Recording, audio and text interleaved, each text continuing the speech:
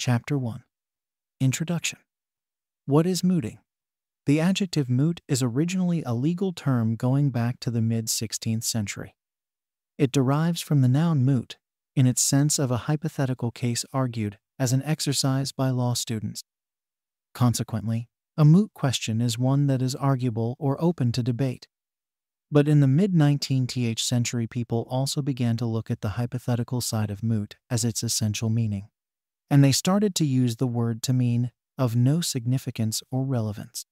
Thus, a moot point, however debatable, is one that has no practical value. When using moot, one should be sure that the context makes clear which sense is meant.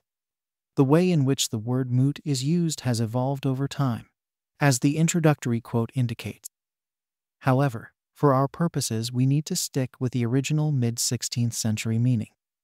When you participate in an international mooting competition, you will be part of a group of law students engaging in the exercise of arguing a hypothetical case. This definition remains true whether you are presented with an extremely detailed set of facts or a very brief 2-page problem. Whether you are arguing your case before an arbitral tribunal or before a court of law.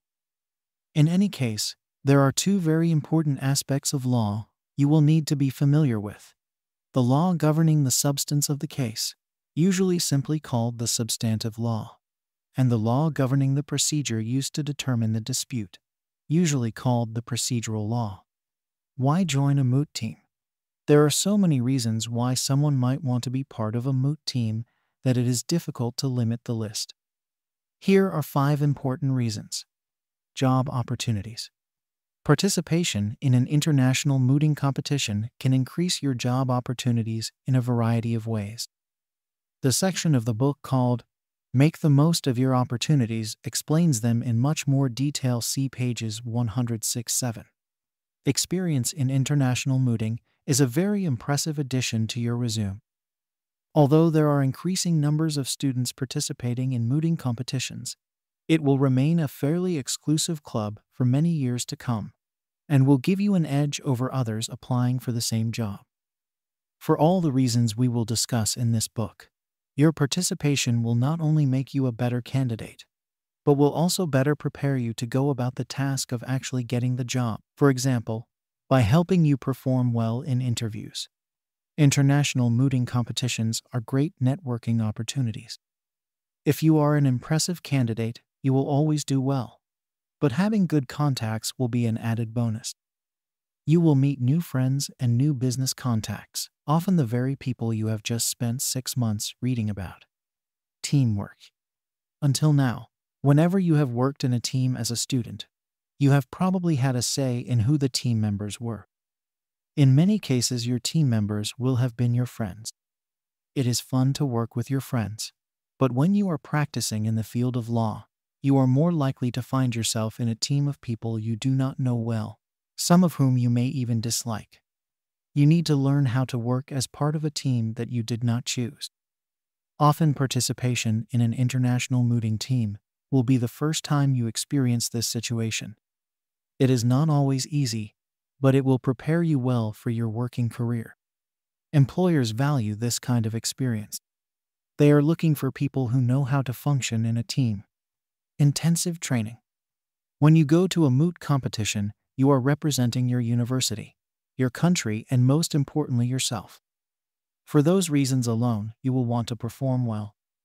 To perform well, you will need to undergo intensive training. How much training you do is up to you. Some teams will do several practice moots a week for weeks on end to improve their skills. Others will have spent hours and hours ensconced in a library researching particular points of law and learning the subject matter backwards.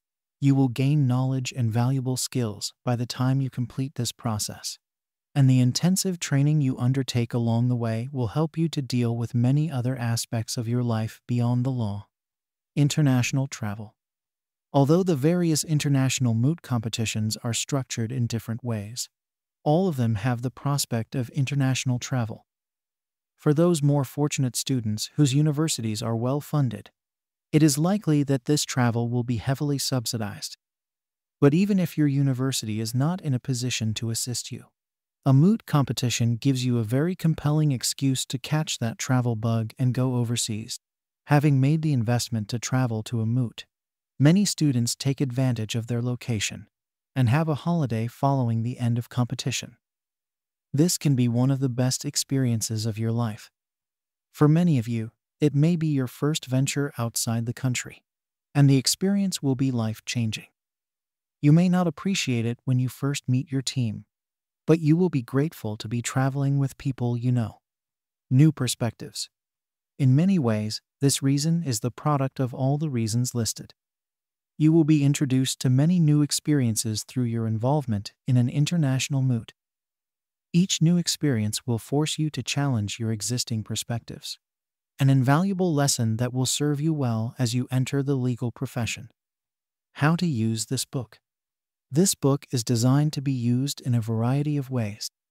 Start by reading part 1 from beginning to end. This should not take a lot of time.